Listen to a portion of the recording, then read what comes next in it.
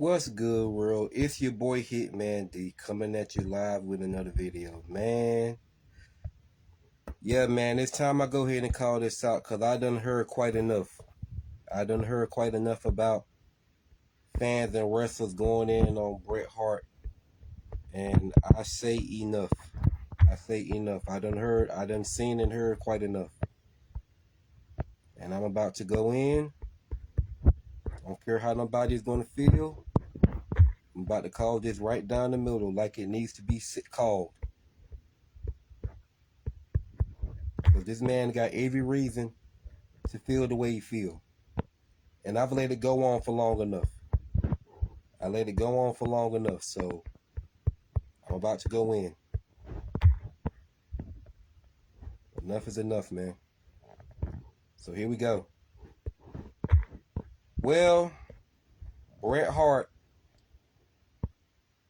when he's in podcasts and stuff like that, he always talks about his career in WWF throughout WCW. And I said this countless of times myself. Bret Hart, when he was with the Hart Foundation, Jim the Anvil Neidhart, he had an outstanding career with the Hart Foundation. He had an outstanding career. For the ones who don't know, Hart Foundation is my top favorite tag team. So with that being said, him and Anvil had an outstanding run as the Hart Foundation tag team. I figured they should have won the tag team titles more than what they did. But two-time tag team champions, hey, that's acceptable. And like I said, they are my top favorite tag team. I didn't go against them for nobody. So with that being said, they were a great tag team.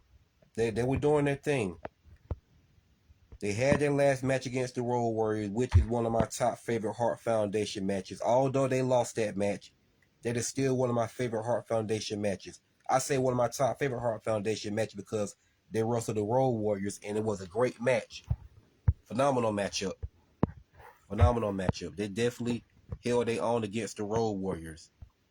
Although they lost at the end, I'm not surprised. And I won't mad about them losing against the Road. And I won't mad about them losing against the Road Warriors because I love the Road Warriors too. I did want the Hart Foundation to win against the Road Warriors, but I pretty much predicted as a little kid that wasn't gonna happen. But I wasn't mad about them losing against the Road. I wasn't mad about Hart Foundation losing against the Road Warriors because I like the Road Warriors too. I love the Road Warriors too. But I did like Hart Foundation better. But unfortunately, Hart Foundation lost and the Road Warriors won. So like I said, I wasn't upset about it because I love the Road Warriors too. But I did want the Hart Foundation to win, but Road Warriors went over. Road Warriors won. But although they lost against the Road Warriors, that is still one of my top favorite Hart Foundation matches. Because that was a great match. They did better than what the Rockers did against the Road Warriors. They wrestled a phenomenal matchup. And, you know, they all four shook hands after the match. The Road Warriors gave the Hart Foundation a standing ovation for taking them to the limit like that. So, although the Hart Foundation lost that match, that is still one of my that is one of my top favorite Hart Foundation matches. Okay, so after that, that was in '91 when they had their last tag team match against the Road Warriors anyway. So after that, Bret Hart went on his own.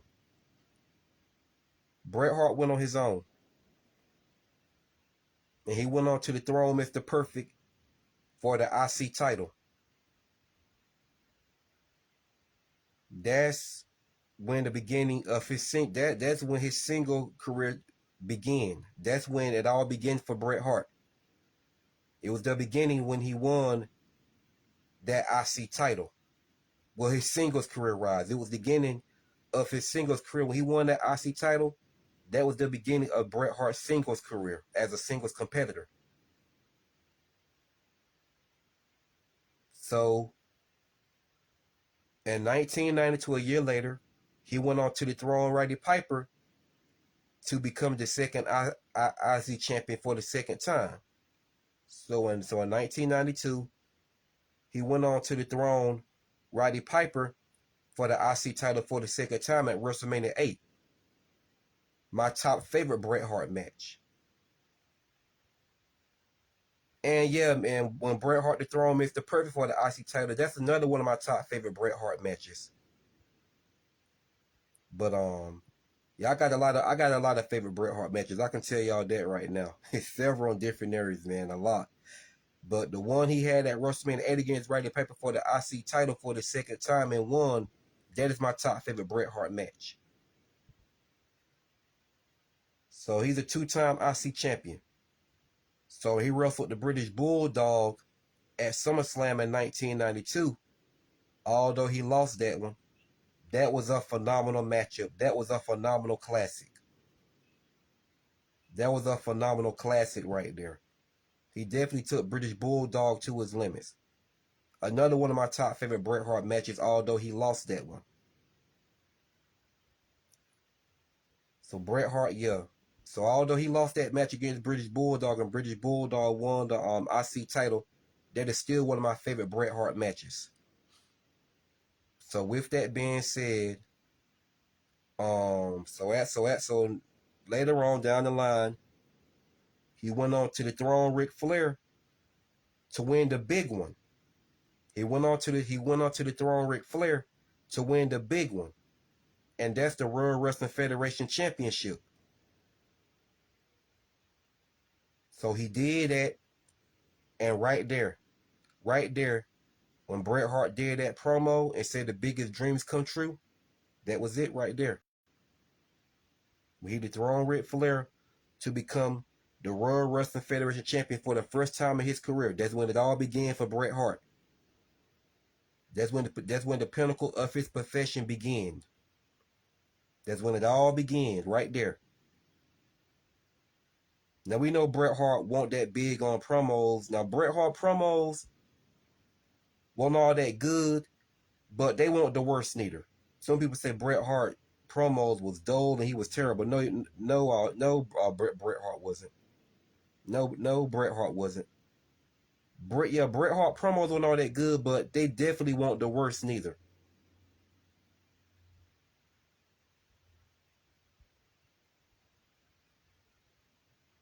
So, alright, man.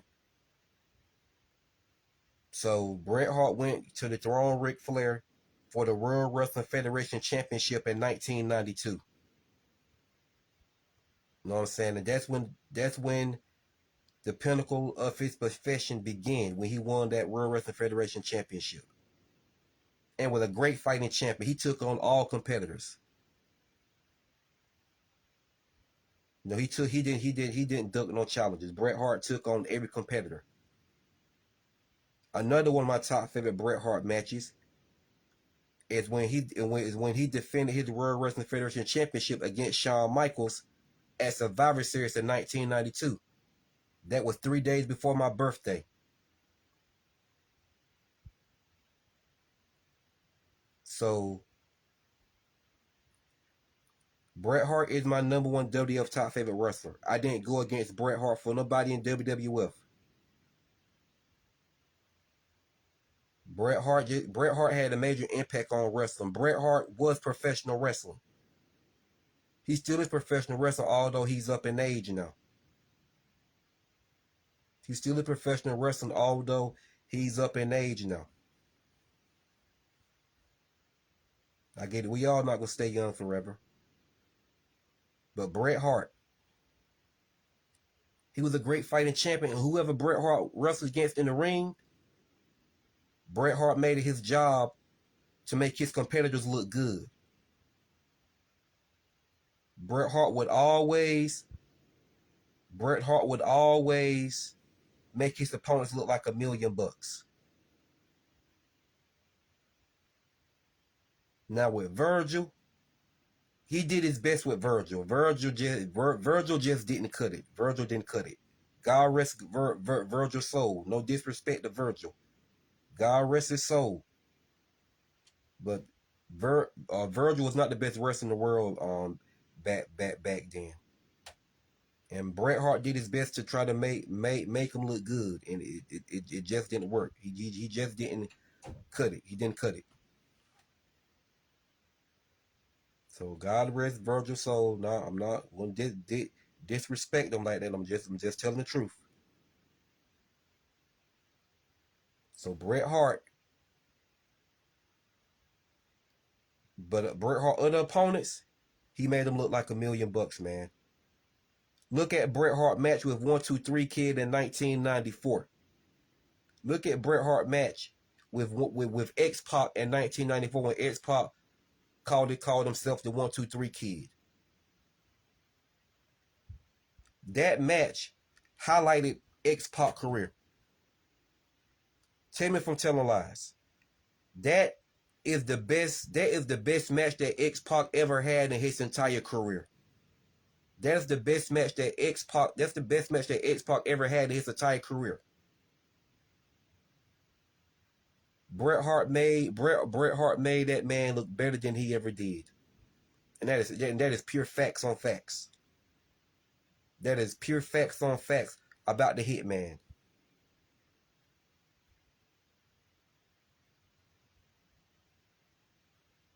Okay, so moving on. Kevin Nash. Somebody else who he made look like he made Kevin Nash look like a monster in that match. Kevin Nash already a big tall guy over 300 pounds. Bret Hart made that man look like $1,000,000. Bret Hart and Kevin Nash had some great solid matches in WWF. Bret Hart and Kevin Nash had some solid matches in WWF. They all were great matches. The one they had at King of the Ring, that was a 5-star banger. The one they had at the Royal Rumble, that was a 5-star banger. And the one they had at Survivor Series in 1995, that's the best one you're going to get. That's the best one you're going to get right there. That's the best one you're going to get out of Bret Hart and Kevin Nash. That's the best match you're going to get out of those two. And when Bret Hart and Kevin Nash reunited again, when Bret Hart and Sting teamed up with each other against Macho Man and Kevin Nash. Notice Kevin Nash wanted to wrestle Bret Hart. Why? Because he loved that chemistry that him and Bret Hart had to do. He loved that chemistry that Bret Hart used to give him in WWF when they had matches against each other. He liked how Bret Hart carried him in that match and made him look like $1,000,000. Being that Kevin Nash was a big, tall, super powerhouse guy with that smash mouth style. And Bret Hart would make him look like $1,000,000. And Nash loved that. That's why he picked Bret Hart when him and Bret Hart and Sting teamed up against each other for the first time on WCW Thunder against Macho Man and Kevin Nash. Kevin Nash pointed his hand like he said he wanted to wrestle Bret Hart because he loved that chemistry. He loved that chemistry with Bret Hart.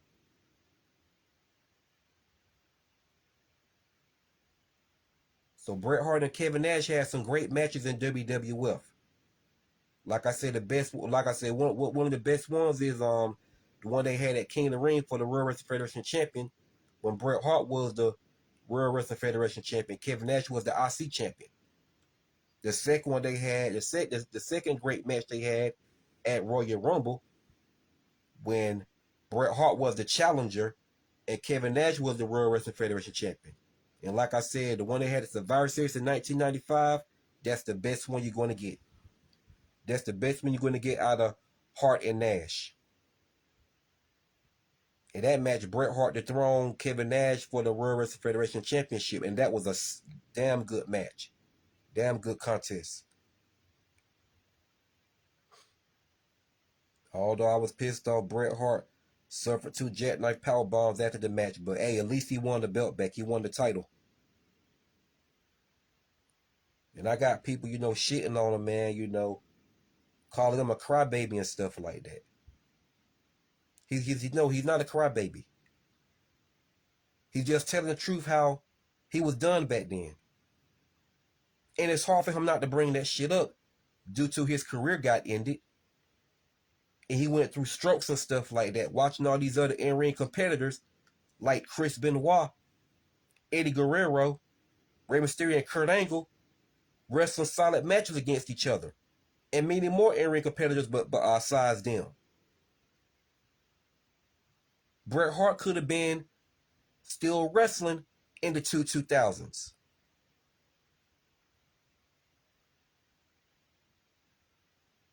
So y'all can miss me with that shit about him being a crybaby and bitching and whining.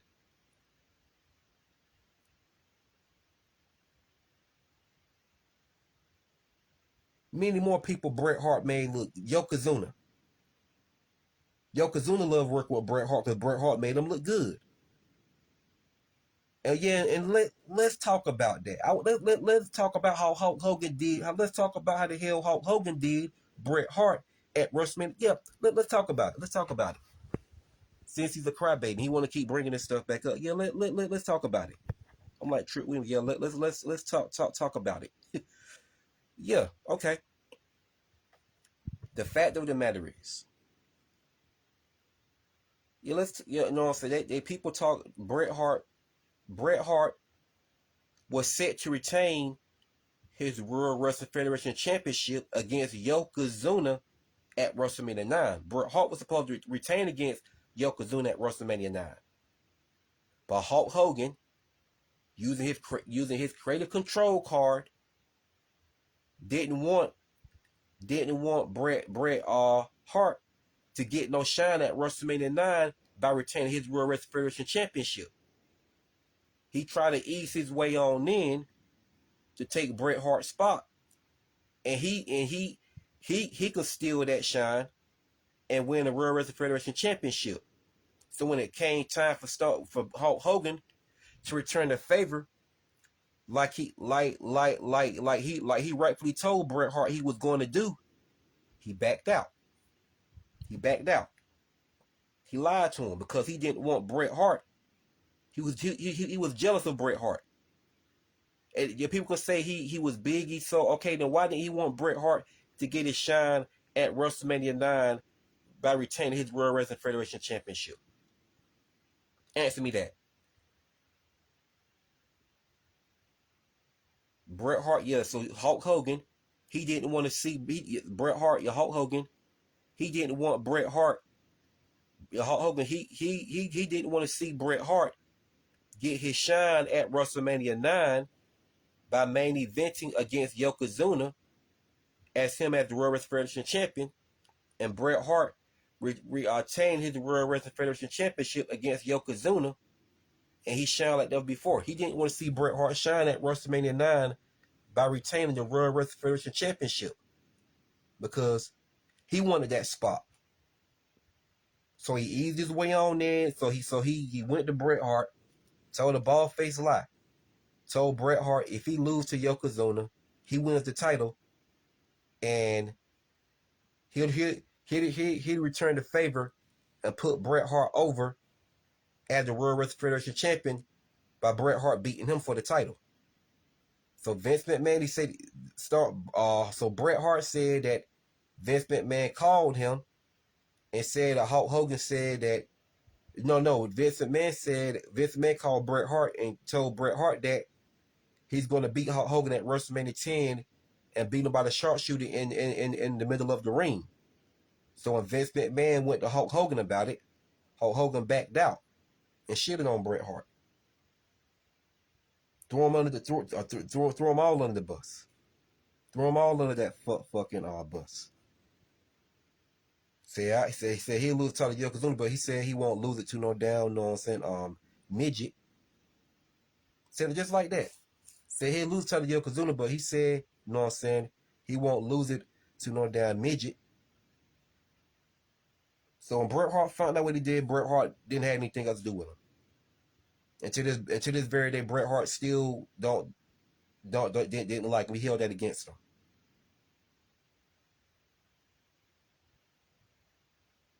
Hey, Undertaker said Hulk Hogan tried to do that with him. When Undertaker and Hulk Hogan wrestled for the World Wrestling Federation Championship, Hulk Hogan faked the damn injury on the Undertaker, and this man almost lost his job. Think I'm lying? Go to YouTube and go on the Undertaker podcast with him talking about Hulk Hogan. If you haven't already seen it. If one of the ones who've seen it knows exactly what I'm talking about. Undertaker said Hulk Hogan tried that shit with him. Because he didn't want him to win the World Wrestling Federation Championship. Which is Undertaker still won it, but when Ric Flair interfered in that match with The Undertaker and Hulk Hogan. Ric Flair put the chair in the ring, and Undertaker tombstone power driver Hulk Hogan on the chair. And Hulk Hogan pretended like Undertaker really hurt him. He accidentally hurt him. Hulk Hogan pretended like the Undertaker hurt him. So they went to the back and everything. Undertaker was worried. He was worried about his job. He thought he was about to lose his job because he power drive Coco Beware directly on his head, and Coco Beware got pissed off, and and he had it out with the Undertaker backstage. The Undertaker kept apologizing. He was being very apologetic, but Coco Beware kept mouthing off at him. And for the ones who know, Coco Beware is one of my favorite wrestlers, just like the Undertaker is one of my favorite wrestlers too. So Coco Beware had it out with the Undertaker backstage. How he needed to be more careful, crashing out on him, going off on him. And Undertaker at first was been very apologetic until it got to the point. He got tired of Coco Beware mouth. He got tired of Coco Beware mouth, and Undertaker called him out. He called him outside. Undertaker called him outside. So after that, they patched things up, and Undertaker and Coco Beware are best of friends to this very day. But anyway, back to Taker and Hogan. Somebody went to the Undertaker backstage and said that he didn't injure Hulk Hogan. He said Hulk Hogan's head didn't fall in that chair like he tried to say it did. So he went to Hulk Hogan. I think he said Hulk Hogan said, I forgot what he said Hulk Hogan said. But Undertaker said he wanted to punch him in his face. And I don't blame him. Because you almost made this man lose his job. So this all ties into why Bret Hart didn't like Hulk Hogan. But people want to call him a down, crybaby. So, like I said, Hulk Hogan said that Vince McMahon asked him about this, he said he'll lose the title to Yokozuna, but he won't lose it to no damn midget. Call Bret Hart a midget. When Bret Hart is not even short, but I guess Hulk Hogan way taller than Bret Hart. So yeah. So after that, Bret Hart didn't like him. Bret Hart never liked him because he stole his moment at WrestleMania. He stole his moment. He stole his moment. So since then, Bret Hart didn't like him, and I don't blame him. So anyway, Bret Hart won the title back at 94 at WrestleMania 10 against Yokozuna. His third title win against Yokozuna at WrestleMania 10. So yeah, man, he went on from there. So after that, Bret Hart was putting on classic matches. That's when he reached the pinnacle of his profession. And won it back from Diesel at 95 at Survivor Series, his fourth championship title win against Diesel. His fourth championship title win against Diesel. So when he turned heel in 97, his big heel turn when he had his cage match against Psycho Sid, and his massive heel turn when he finally got frustrated because Stone Cold was highly obsessed with him. So after that, after the match was over, Bret Hart didn't win. He didn't get qualified to face The Undertaker. I mean, he didn't get qualified to face. He didn't win the title. He didn't win the title against Psycho Sid, thanks to The Undertaker closing the door, and Bret Hart faced the cage door, and Bret Hart facing Psycho Sid retained. So after that, Bret Hart snapped. He pushed Vince McMahon. He pushed Vince McMahon on the ground. He finally snapped, and he went on a damn rampage. He wanted to smoke with every damn body. He want Bret Hart when I'll never forget that, man, when Bret Hart turned heel. I watched that night. Bret Hart, man, like I've never seen him that damn mad before. I enjoyed it though. You know what I'm saying? Bret Hart, he wanted to damn smoke with everybody. He was about to fight Sid again. The Undertaker, he dived directly on The Undertaker because The Undertaker was the one who caused in the match. So of course, The Undertaker came out there. not the Undertaker, but Stone Cold came out there and Bret Hart and Stone Cold was all over the damn place. Bret Hart and Stone Cold was all over the place. I know y'all remember it, but I'm reminiscing it. So after that, Bret turned heel. Bret turned heel. Bret didn't give no fucks no more. Zero fucks was given after that. So Bret Hart officially turned heel. Might as well say he turned heel. Well, people say he turned heel at WrestleMania 13. I'm like, which one of y'all say he turned heel in '97 when he finally snapped at his cage match against Psycho Sid? Then y'all said he turned heel at WrestleMania 13. To me, he was already a damn heel. To me, he already turned heel. But anyway, Stone Cold, Bret Hart and Stone Cold went at it. At Bret Hart and Stone Cold faced off at WrestleMania 13. Definitely another one of my top favorite Bret Hart matches. Those two beat the hell out of each other because Bret Hart and Stone Cold, those two could not, know what I'm saying, stand each other. And at that time, man, I couldn't stand Stone Cold, man, because like I said, Bret Hart, my number one WWF top favorite wrestler. Ain't go against Bret Hart for nobody. And when Stone Cold came for him, I couldn't stand Stone Cold because Stone Cold was so highly obsessed with him. He would make it his business to interfere in any match Bret Hart had. He would interfere in any match Bret Hart had. He calls in the World Wrestling Federation. He calls in the World Wrestling Federation Championship against Psycho Sid, a match that I knew Bret Hart had won against Psycho Sid. Not sure if he would have tapped him out with the sharpshooter because it looked like Sid was about to break it. But I still don't think Sid would have beat Bret Hart for the World Wrestling Federation Championship if it wasn't for Stone Cold interfering. So Stone Cold calls Bret Hart that match. So that's when Bret Hart officially snapped. So when they had that match at WrestleMania 13, Bret Hart, he let out all that anger. He let out unleashed all that anger on Stone Cold. Although those two beat the hell out of each other. But nothing made me happy seeing Bret Hart come out on top and win that match against Stone Cold. Because I couldn't stand Stone Cold, man. Stone Cold didn't grow on me till after Bret Hart left WWF. Stone Cold didn't grow on me, and I didn't start liking Stone Cold until Bret Hart left WWF. So Stone Cold, he ain't one of my favorite wrestlers, but I do like him. But so then after that, man, the Montreal screw job happened. The Montreal screw job occurred. Yeah, Vince fucked him over. Vince fucked Bret Hart over in the worst manner. He fucked him over in the worst manner. And who was the cause of that? Triple H. Triple H was the cause of that shit. He the one. Triple H is the one who put Vince McMahon up to doing it.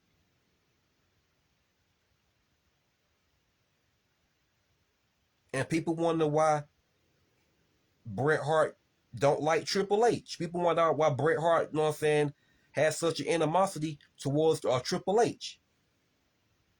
I don't blame him. Just like Bret Hart didn't want to shake Triple H hand at the Hall of Fame. How the fuck could you blame him for that?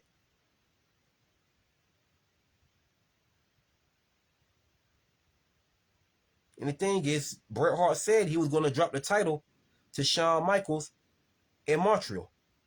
Bret Hart said he was going to drop the title to Shawn Michaels in Montreal, Canada, although I'm pretty sure it wouldn't have been in a clean fashion. Shawn Michaels probably would have won the title from Bret Hart back in a dirty fashion, but Bret Hart was going to put him over.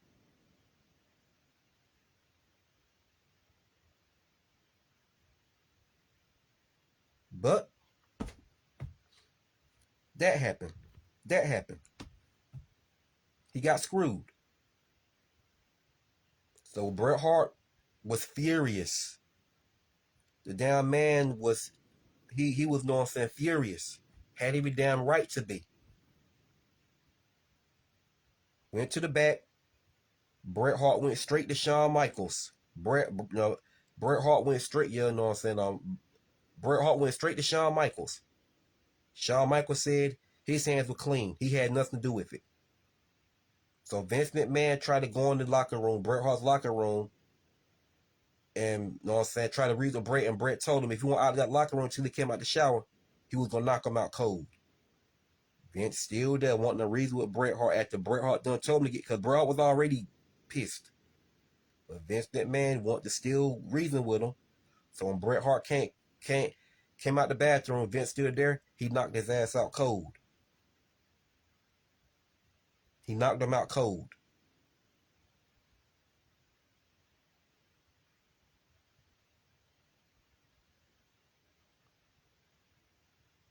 Yep, he knocked his ass out cold, which he should have. And couldn't find out Triple H was behind the whole damn thing. So if I was Bret, I wouldn't have came back to WWF. No, fuck that company. They did me dirty. But I'm not gonna lie, when Bret Hart returned to WWE in 2010, man, I looked like a Christmas tree. Because that's my number one WWF top favorite wrestler. Yeah, my number one WWF top favorite wrestler came back to WWE after all those years of being gone because of what happened. So you damn right, I look like a Christmas tree. But honestly, man, if I was Bret, I would have never came back. Just like Sting should have never fucking once associated with WWE the way they did. They didn't screw him over, but they did him dirty. They didn't book him properly. So this is why Bret Hart do not like Triple H. He still don't like Triple H to this very day because Triple H fucked up Bret Hart's career in WWF when all this man wanted to do was wrestle and win titles. That's all Bret Hart wanted to do was just wrestle and win titles to make his opponent look good, do his job. And Triple H and Vince McMahon yanked that shit away from him. So he went on to WCW to start over in WCW. Now what I wanted to happen, so when Bret Hart was coming to WWF, once again I lit up like a damn, you know what I'm saying, Christmas tree. When Bret Hart debuted in WCW, I lit up like a Christmas tree. Because now, you know what I'm saying, just like Bret Hart is my number one WWF top favorite wrestler, Sting is my number one WCW top favorite wrestler. So when Bret Hart debuted in WCW in 97, I looked like a Christmas tree because now I got my top two favorite wrestlers on the same brand. So I definitely wanted those two to dethrone the Outsiders for the WCW Tag Team Championships. I want to see Sting and Bret Hart dethrone, you know what I'm saying, Kevin Nash and Scott Hall for the for the WCW titles. The WCW Tag Team titles. How the fuck that never happened? Why the fuck did that never happen? Why didn't that never happen? Why didn't Sting and Bret Hart become WWE Tag Team Champions, man? They got a lot in common. They're very similar in a lot of ways, and they got the same exact finisher. They got the same exact move. They got the same exact finisher.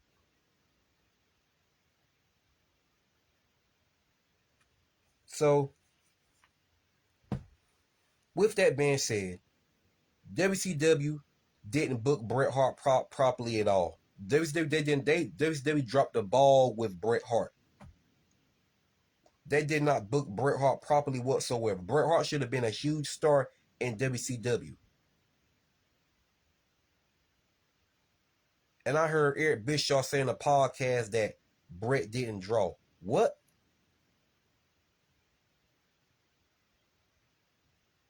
I said, man, if that's not some bullshit, come on, man.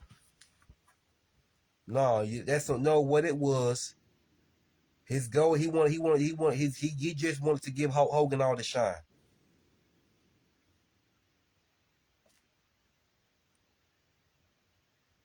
But WCW did not book Bret Hart properly whatsoever. WCW did not book Bret Hart properly.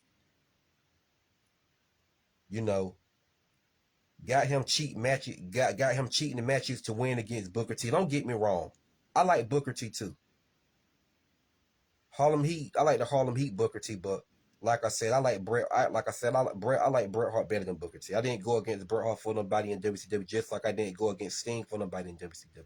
So of course I want to see Bret Hart beat Booker T clean. Now, although, you know what I'm saying, Bret Hart beat Booker T in a dirty fashion, a win is a win. But Bret Hart was not booked properly in WCW. He should have been the one the WCW championship a long time ago. He should have been booked properly better than what he was. They kind of had him in that mid-card vision for a long time.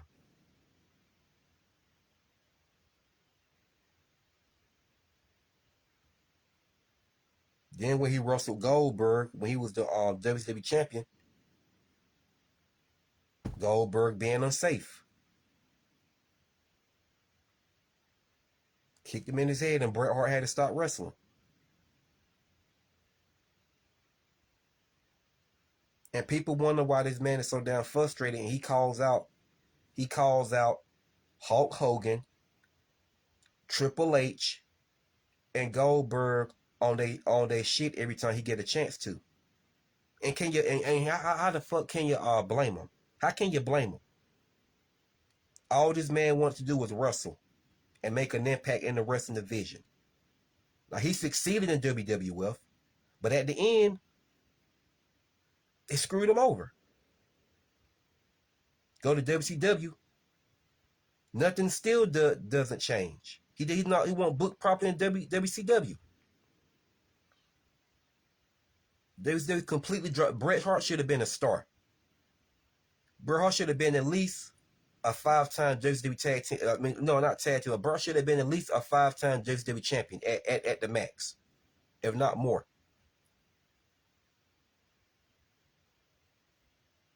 But 5-time five-time WCW champion, that's good enough. That would have been 5 WCW titles that he's won. 5 WCW singles heavyweight titles that he has won and counting. That would have been fine.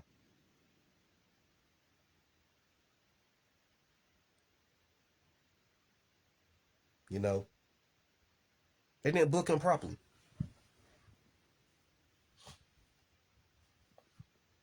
I didn't like the way they booked Sting against Goldberg. I didn't like that shit either. They used to make Sting look sort of weak against Goldberg. But you know what I'm saying?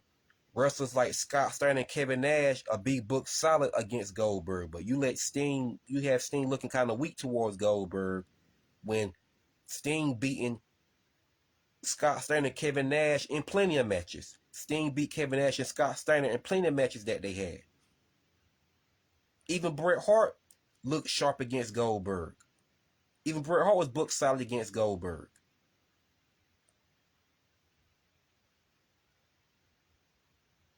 So WWE had some flaws, man, and one of their biggest flaws was not booking Bret Hart properly. Bret Hart should have been a mega star in WCW. I don't care what nobody say.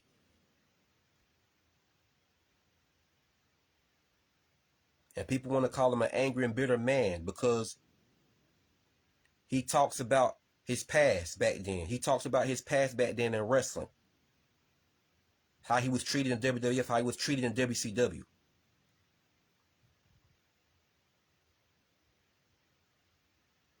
This man got every damn reason to feel the way he felt. Yeah. He's not a fucking crybaby. The problem is with a lot of y'all wrestling fans and some of these professional wrestlers. They can't handle vocal people like Bret Hart. See, Bret Hart is very vocal and he gonna speak his mind. And he don't care what nobody has to say. He don't care. He don't fuck about nobody calling him a crybaby. He don't care. He's gonna speak his mind. That's the problem. They can't handle vocal people like Bret Hart. Because Bret Hart is very vocal. He's not gonna bite his tongue. Just like Gunther. People didn't like what, you know what I'm saying? These wrestling fans didn't, know what I'm saying, like what he said about Gunther when he told the damn truth. All Gunther does do is chops. Chops is not wrestling.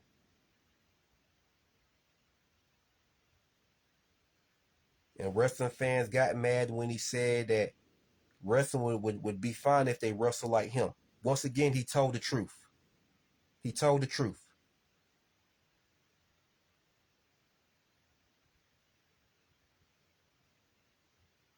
Hell, all my favorite male wrestlers are legends.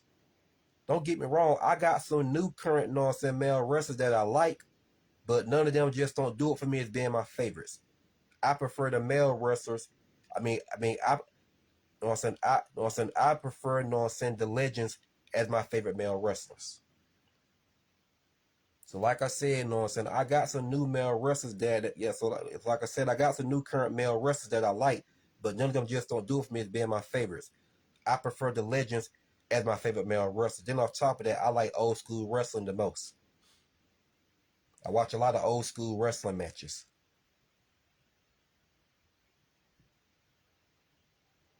Now the female wrestlers, that's something different. I got a lot of favorite current female wrestlers. But let's get back to Bret Hart. So Bret Hart is not a crybaby. He just open, vocal, and honest, and y'all can't handle it. That's all it is. Y'all can't handle it. Ain't talk about nobody in his group. I don't know. I don't know. If you disagree, that's oh well. I can't do nothing for you. Come up here and tell the truth about Bret Hart. See, with that being said, all my favorite male wrestlers are legends. So let's get back to what I was saying. Uh so Bret Hart just tells the truth about wrestling. He tells the truth, and then people got mad because he went in on Gunther. He told the truth. Bret Hart is not complaining. He's just vocal. He's open and honest. But people can't handle that. They can't handle vocal people like Bret Hart that's going to tell the truth.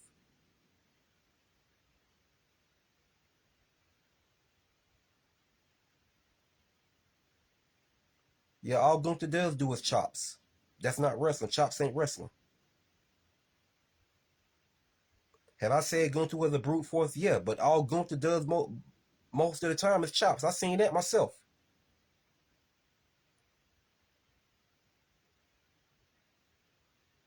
Imagine Bret Hart versus Gunther. Imagine the 1994 Bret Hart versus this Gunther right now. Bret Hart would win for sure. Imagine Gunther versus the 1998 Goldberg. Goldberg would win for sure.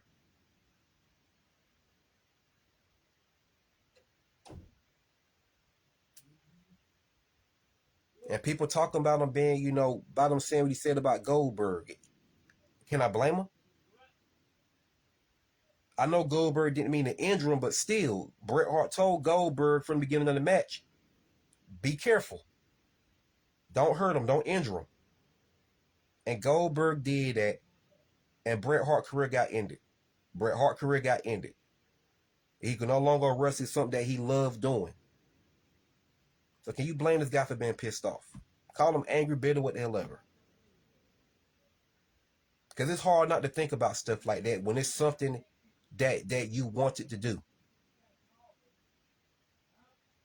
And I remember a long time ago, the honky tonk man and the road dog and all that want to do a video talking about Bret Hart.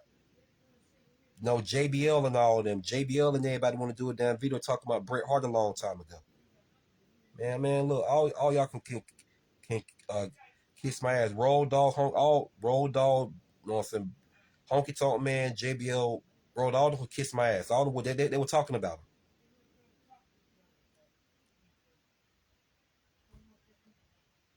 Everybody was talking about him. Nah, man, Bret Hart just vocal, and a lot of these wrestling fans and these wrestlers can't handle it. That's all it comes down to.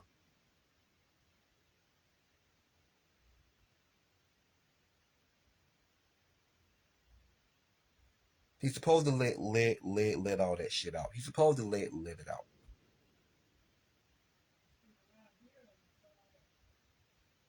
So no, Bret Hart is not a crybaby. He's not bitching. He's not whining. He's just letting out all the anger because he missed out wrestling in the 2000s. He missed out wrestling in the 2000s. There's a lot of Bret Hart could have still been wrestling during the 2000s. And I'm talking about around the time when Chris Benoit and Eddie Guerrero won the big one. Bret Hart would have still been wrestling then. He would have still been in great shape then. So y'all say whatever the fuck y'all want to say about it. Y'all say whatever y'all want to say about him.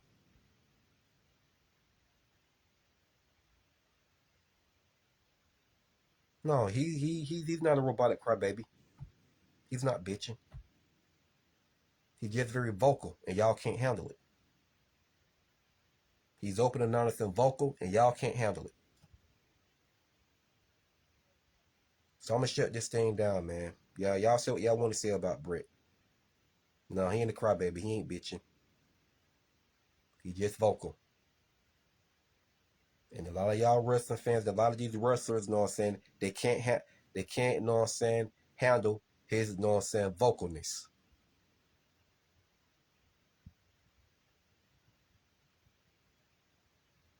So Bret can say whatever the hell he wants. And with that being said, I'm gonna shut this thing down. If you like my video and like what you said, comment below. If you don't like what I said, then oh well, I can't do nothing for you. But anyway, with that being said, it's your boy Hitman D, and I'm going to sign out.